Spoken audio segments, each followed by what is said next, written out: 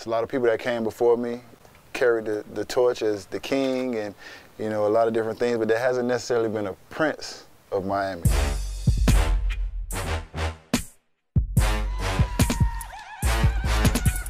We got a lot of mayors. Trick is the original mayor, so I can never, you know, stand close to that. But, you know, I've been, you know, given the name the Prince of Miami. Three-time champion, born and raised here. Godfather of beat culture. Yeah, he gets the recognition from the home fans. I think it's safe to say that Udonis is the most respected athlete in South Florida.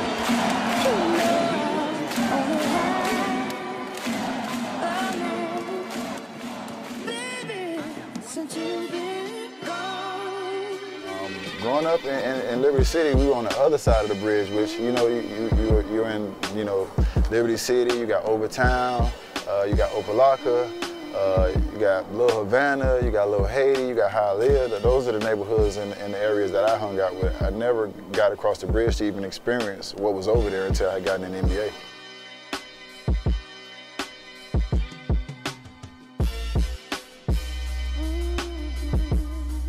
Athletics was in our family. That's just what we did. My father was the Dade County Player of the Year from Miami Northwestern, 1965, if I'm not mistaken.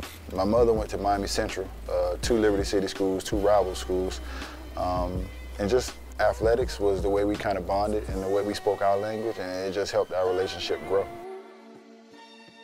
If I would have to say, you know, one person that really instilled in me to go out and play every day would be my older brother, Sam. He passed away from cancer when I was 17 years old. He passed away from cancer my freshman year in college. He was the guy that took me to the court every day, played with me, you know, made me play with older guys. I hated playing with older guys. I used to like play with guys my age because I could just dominate them. And then my brother would take me to play with older guys, and then it's like I couldn't dominate the older guys. They were, you know, I was kind of the weak link sometimes. And it was just frustrating trying to play with older guys, but I understood the process, you know, I understood why he was doing it. But my brother Sam would be somebody who I would definitely credit towards me, you know, just playing as much basketball as possible at a young age. I had great coaching. You know, that's something I've been fortunate enough to have throughout my career is great coaching. But if I was to pick one coach that, you know, had the ultimate impact on my career, I would pick Frank Martin. Frank Martin was my high school coach at Miami Senior High School. He is now the head coach at South Carolina Gamecocks until I got to Miami High and had the opportunity to play for Frank, and then I was really challenged. And that's when I came at a crossroads in my career. It's like, is this really what I want to do? You know, because at a young age, like I said, I felt like I should be having fun, and immediately Frank took the fun out of it, but it was for a good reason. You know, standards, Miami High are championship standards. You know, if you look at the banners, you know, if you have an opportunity to go in the gym and you think about the guys that played before you, Steve Edwards, Allen Edwards, Doug Edwards, you know, Devin Davis, you know, all these guys that played before me and the guys that, you know, people might not know on a national scale, but in Miami, they was like hoop legends. And these guys all went to Miami High, you know, so it was kind of like set in stone. Like if you wanted to be the best basketball player you can be and see how good you are, you know, you test yourself against the best and you go to Miami High. And if you can't cut it at Miami High, then, you know, you might probably want to pick another profession because that was the best.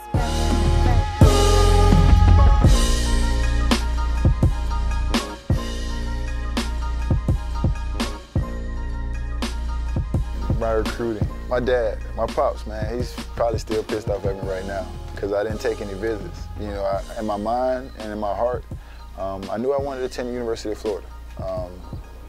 My best friend at that time went to Miami High with me, Sylvan Robinson. He had signed to go to University of Florida. You know, unfortunately, academically, things didn't work out for him. Another best friend of mine who went to Miami High with me went to Florida the year before, Brentley Wright. So we had like 3 or 4 guys from my high school, you know, that had planned to go to the University of Florida. Not to mention the assistant coach at University of Florida at that time, Anthony Grant, was from Miami. He went to Miami High as well, and he's from Overtown. So we're talking about like, it's a real strong connection between the University of Florida and Miami kids at that time. And if you're sending your kid somewhere and you're trusting your kid with somebody, you're trusting your kid with somebody who's from where you're from, who knows what you've been through and can relate to your kid. Because a lot of times when you send your kids away from home, you know, they feel so out of place that they end up back home after a year or two. So I was in a situation where I was surrounded by people that I was very comfortable with.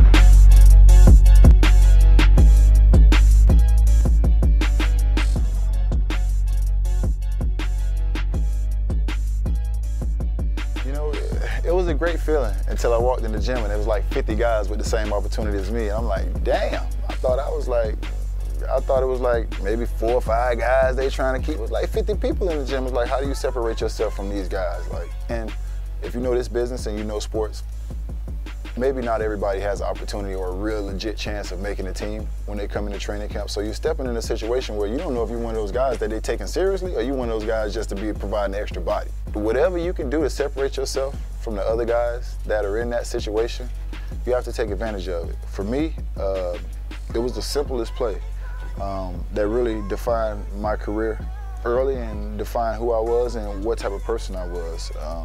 Practicing one day, you know, we going 5-on-5, we going live, a shot goes up, ball bounces off, it rolls towards half court.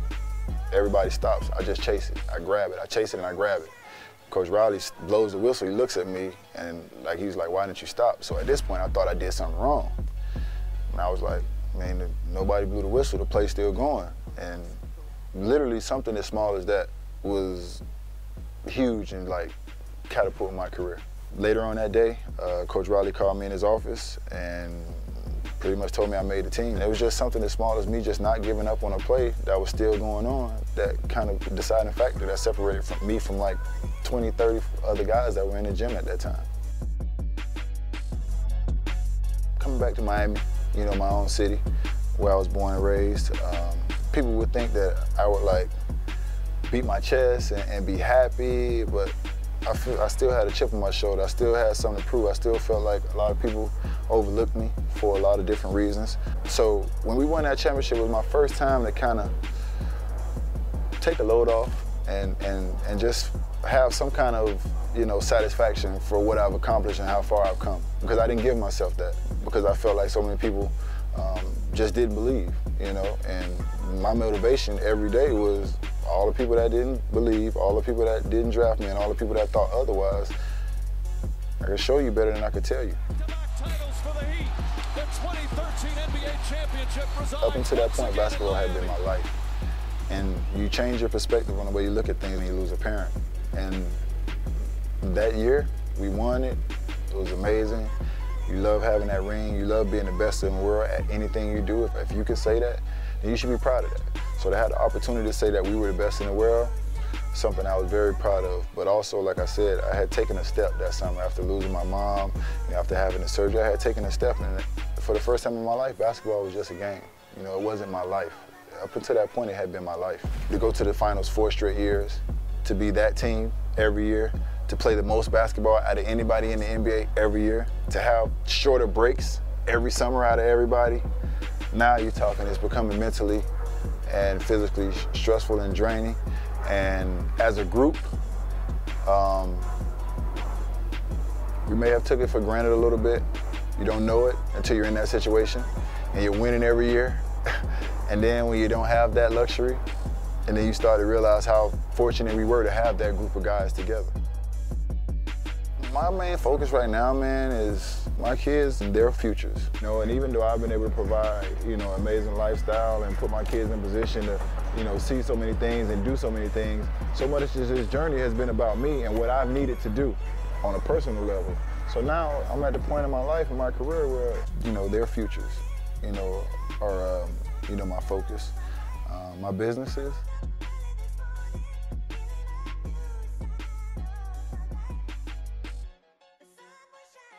And, you know, myself last.